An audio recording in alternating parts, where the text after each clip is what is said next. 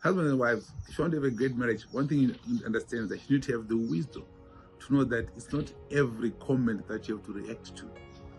It's not every question that you have to answer there and then. You got to understand that. Some things you have to ignore, not out of pride or because you're trying to hide something, but it's great wisdom. Some things are not worth commenting on.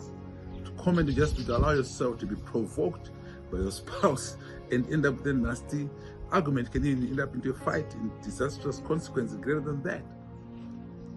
If you want to look at our Lord and Savior Jesus Christ, I mean, when he was crucified, when he was on the cross on Calvary, one of the interesting things that happened there was a murderer, convicted murderer on the left on the cross, and another convicted murderer on the right.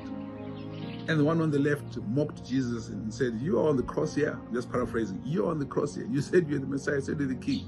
Why don't you get off the cross, save yourself if you're really the Messiah or the King, and also save us too?" He was mocking Jesus and was talking down to him. Jesus ignored him. He kept quiet. It was not a comment or statement worthy of a comment from him.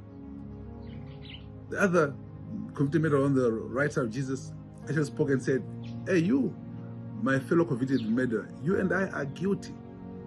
Jesus is not guilty. He's not guilty. He's an innocent man. So don't talk to him like that. Jesus, who had kept quiet earlier on, immediately responded. I'm just paraphrasing. Immediately responded and said, you've talked well. You've talked sense. You shall be with me in paradise today. Notice, in the same place where one who murdered murderer spoke wrong, among Jesus, got no comment other from Jesus. Another one spoke sense, spoke wisdom respectfully, and got an answer which promoted it. But many Christians thinking he's a bad murderer. Jesus said, "You shall be with me in paradise." So he wants his sins forgiven. What I'm saying. So in marriage, husband and wife, learn to know that it's not every question you need to respond to. It's not every comment that you need to respond to there and then. Some things you have to respond to later, and a lot of things you must ignore. You must ignore. They're not worth responding to. They're not worth responding to. So have the wisdom to know what to respond to. Have the wisdom to know what to respond to. Now I'm not talking about giving your spouse silent treatment, whereby you're supposed to. No. I'm talking about, your spouse comes to make comments that are derogatory, that are pinning you down. No.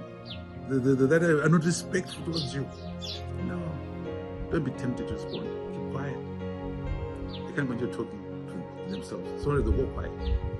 Learn to know what not to respond to. Well, enrich your marriage. Learn to know what not to respond to. God bless you, brothers and sisters.